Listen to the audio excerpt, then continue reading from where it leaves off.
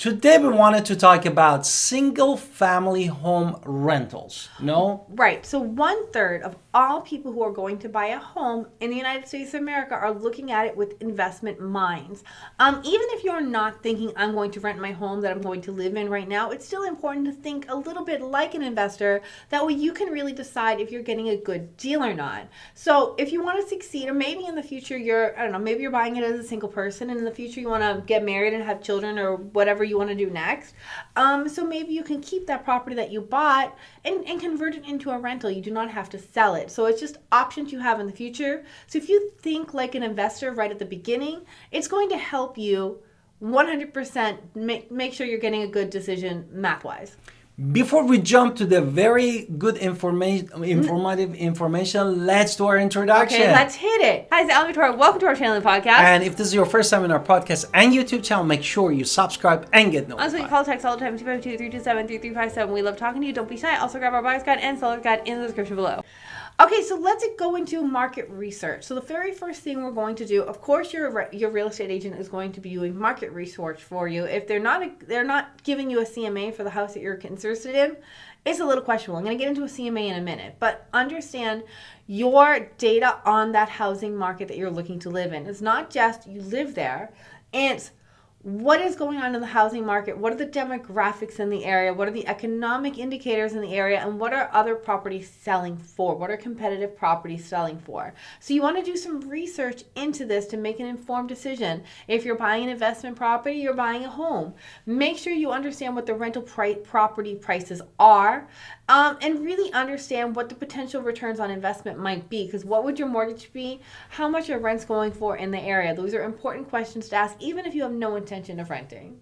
Therefore, really, this video is about for you that wanted to invest. And we're going to go into detail a little and bit then more. That's why we wanted to do a very detail here. Therefore, first my wife talked about all of those generalities, and the first of them is economic indicators, and demographic, which is really talking about employment rate and GDP growth and population trend, which tremendously have an impact on the demands on the single family home rentals.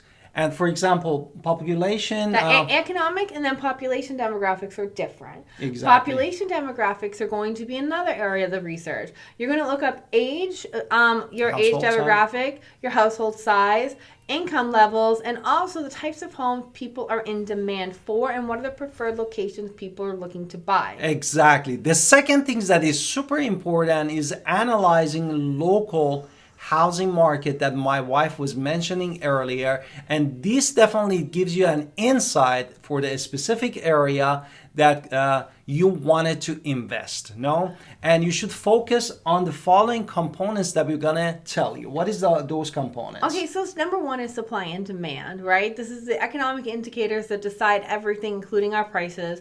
If somebody makes 1 million homes in North Dakota, I'm just gonna make up something, and they make the same amount of homes here in North Carolina, are the same exact homes going to sell for the same prices in both areas? Probably not.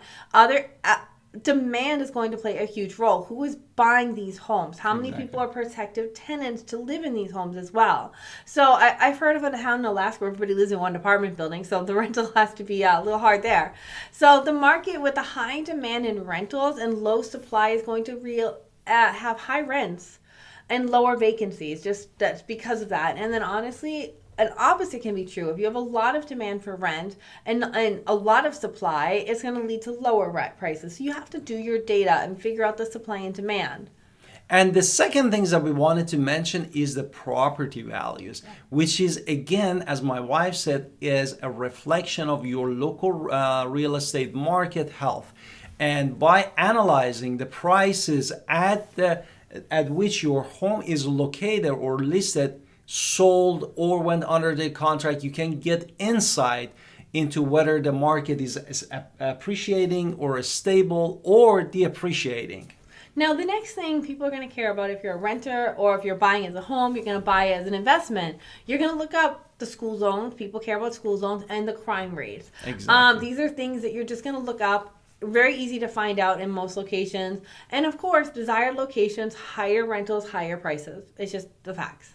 Therefore, you mentioned about the crime rates. Right. And the next thing that we wanted to mention is leveraging market trends.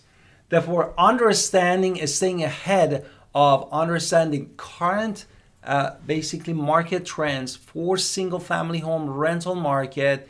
These can help you basically to shift.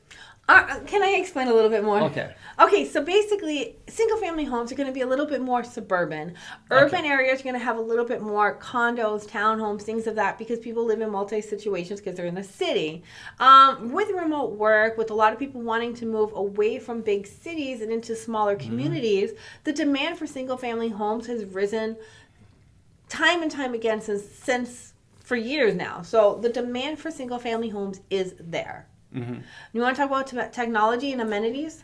Definitely. Modern technology for tenants sometimes is very enticing. No, that therefore many tenants now, they are looking at the homes that have a smart technology, or they have a high-speed internet, or amenities that they can go to gym. They have different place for leisure or restaurant. This could be all help them to basically get more, help you to get more rent income from the property that you have, no? And I'm going to now bring up the pool situation, right? I know with amenities, I'm going to mention pools. Why? A lot of homeowners say, I want a pool in my own house, I'm going to have a pool. Except if you want to turn that into a rental, good luck finding insurance on that one. So it's going to be very high insurance, and it might not be the same if you turn that home and do it in a pool. So if you are considering a home with a pool, understand, get insurance quotes before you even make an offer. It's just a little trend. It's great to have a community situation where the community HOA runs it, but if you're going to run it yourself, you can run into problems with that kind of amenity. So I just want to point that out there, because not every time getting a pool in your backyard might sound nice, but it might not be in the best economic interest. And also the maintenance of the pool, that we know that for a couple of clients got them to a lot of into trouble for repairing them. The next thing that we wanted to talk is basically CMA, or we call it comparative market analysis. What is about the CMA? It's the CMA. How much your price is selling for, how much your rent's going out for, what's going on in that area, and then really what is going on geographically in that market. What's going on at the 0.25 miles to a 2-mile radius? What are the rents? And the last thing we're going to talk about is unique selling proposition, your USP. What is it about that house that you're thinking of buying that will make it more attractive so people will pay a higher rent? Is it is it pets? Is it storage? Is it a garage? What is going to make that house enticing for people? So I always do try to think of something that makes your house amazingly enticing. Exactly. Therefore, I hope this information was useful. Don't forget to call Alan Victoria, realtor here in Greenville, North Carolina. And thank you for giving us your time, and see you in the next podcast and video.